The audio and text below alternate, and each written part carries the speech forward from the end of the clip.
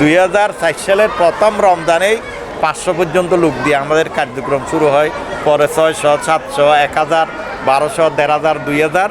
বর্তমান অবস্থায় এই বছরের প্রথম দিনেই শনিবারে একেবারে দক্ষিণ বারান্দা পর্যন্ত একেবারে লোকারণ্য হয়ে গেছিল।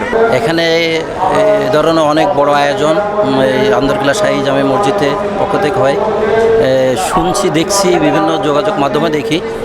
আমি নিয়ত করে রাখছিলাম যে একদিন এই বিশাল মাহফিল, ইফতার মাহফিলে যোগদান করব, সেই হিসেবে আজকে নতুন আসছি আর কি। আমি দীর্ঘদিন যাবত, আজকে প্রায় 15-20 বছর এখানে আসি। আমাদের সৈয়দ আব্দুল আহাদ মাদানী সাহেব থাকতে তখন থেকে আমি আসতাম।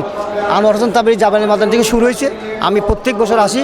এখানের ইফতার আয়োজন আমার তো মনে হয় যে এটা আমাদের চট্টগ্রাম বিভাগের সর্ববৃহৎ একটা আয়োজন। ইফতারের মাহফিল আয়োজন করতেছে বৈষম্যহীন একটা বিশাল একটা আপনার সমাজ, যেখানে ধনী গরিব কোনো ব্যবধান নাই, যেটা ইসলামে শাশ্বত বিধান অক্ষুণ্ণ রেখে ইফতার মাহফিল আয়োজন করতেছে। অন্যায় অবিচারের শিকার না হয়, আল্লাহ জুলুমের শিকার না হয়, আল্লাহ সকলকে যাতে বৈষম্যহীন একটা ন্যায় নীতির সমাজে বসবাস করতে পারে। কোরআন মাজিদকে আমাদের দেশের